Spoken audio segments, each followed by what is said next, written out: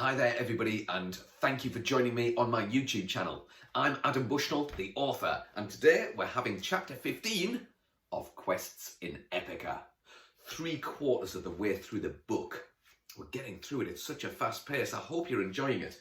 So Emily is now a hero. She has defeated a Wheatsottle the monster. She saved Don, and she has had a party with King Snodgrass in a land called Epica.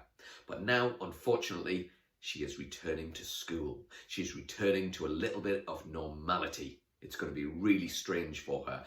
Remember her teacher, Mrs. Hackingbottom? She's going to be there. Remember those 3 bullies? There was Shikonse, Tia Maria, and Lidasha. They're going to be waiting for her as well. But Emily said that she was a completely different person to the person that she was before. So I wonder if things are going to change for Emily in her Earth world.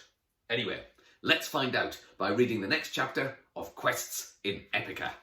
Chapter 15, The Chimera. Emily walked through the estate towards school. She felt low. After such an amazing experience in Epica, the thought of going to school filled her with dread. Anything would be dull in comparison to that place, especially school, especially with Mrs. Hackingbottom. The school gate was guarded by the 4 usual gruesome girls. Shikonse, Lidasha, pronounced, well, you should know by now, Tia Maria and Shamara. They smiled cruelly as Emily approached. "Shh, she's coming," said Shikonse, loud enough for Emily to hear. "She'll hear you." All 4 laughed. Emily was about to ignore them when she thought about a Wheatsottle. She stopped. She locked eyes with Shikonse and held her gaze. The smile slipped from the bully's face. Her eyes darted to the floor and hovered there for a few moments. She looked back at Emily and then back at the floor. Emily remained staring at her a little longer, then slowly walked away. No laughter could be heard, no taunts. Emily felt triumphant and confident. She walked as tall as a giant into the classroom. "Morning, miss," she said to her teacher. "It was nice seeing you at the weekend." Smiling, she sat at her desk. "Morning, what's your name again?" "Emily," she replied, smiling. Mrs. Hackingbottom puckered her lips and narrowed her eyes. "Is your, friend coming along this weekend, the chef?" "I can bring him if you like," Emily said sweetly. "Well, if he'd like to, then he'd be most welcome indeed." "Will do," the girls sing-songed in reply. Mrs. Hackingbottom smiled, a quivering red-painted thing. The rest of the class came in and took their seats. Shikonse didn't look at Emily, even once. Her 3 friends seemed uncertain as to what to do without their leader's lead. Emily felt deep satisfaction. Perhaps today would be a quite good day after all. Her morning went well, and her lunchtime was going well, when it happened. She was going into the schoolyard talking to a group of girls that she sometimes played with. Her newfound confidence made Emily instigate talking to them, and even suggesting her own ideas for games they could play. It was the beginning of one of these games. Then a huge roar filled the air.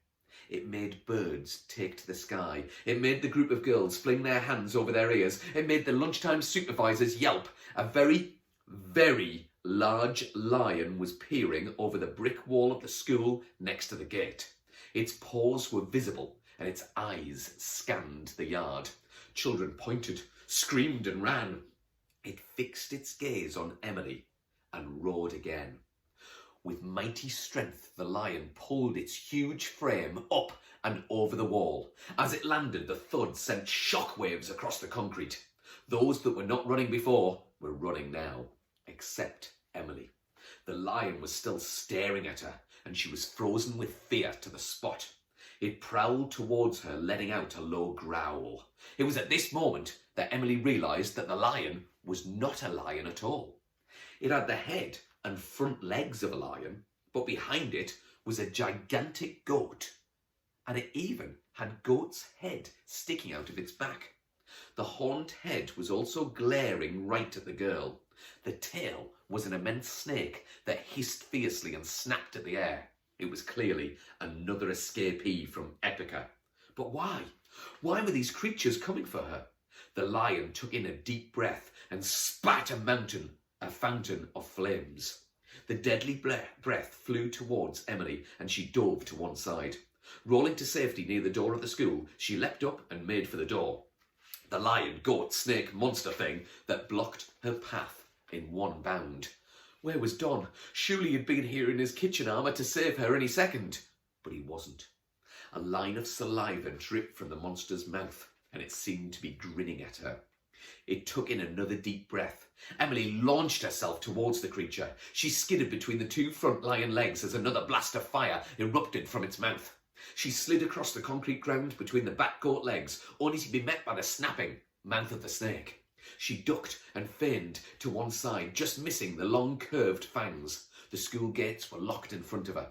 The monster blocked her way back to the school. Running towards the entrance of the dinner hall seemed to be her only option. Pushing herself to her feet, she bolted. The monster leapt into the air and landed with a massive thud just behind her. Adrenaline and fear fueled her body, and she moved faster than she had ever moved before. She was just about to make it to the open doors of the hall when a paw as big as a door slammed into her side. She fell to the ground and the world went black. Wow. A chimera. That's a monster from ancient Greece. It was a hero called Bellerophon that fought against the chimera, and the story of Bellerophon the chimera is on my YouTube channel, so check it out on one of my other videos. It also includes the flying horse Pegasus. So we've had a Huitzilopochtli, which is a monster from South America, and now we've got the chimera, which is a monster from ancient Greece. Head of a lion, body of a goat with a goat's head sticking out of its back, and the tail of a snake, and it can breathe fire like a dragon. Maybe you could draw a picture of the chimera, or maybe you could make up your own mythical monster and draw a picture of that and describe it. Other than breathing fire, what other powers could it have? If you do that, then send it to me.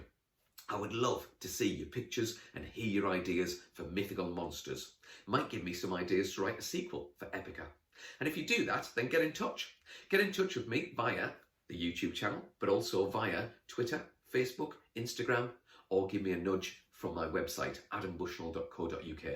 And I do hope you can join me again here on the channel for the next chapter of Quests in Epica. Bye for now, everybody.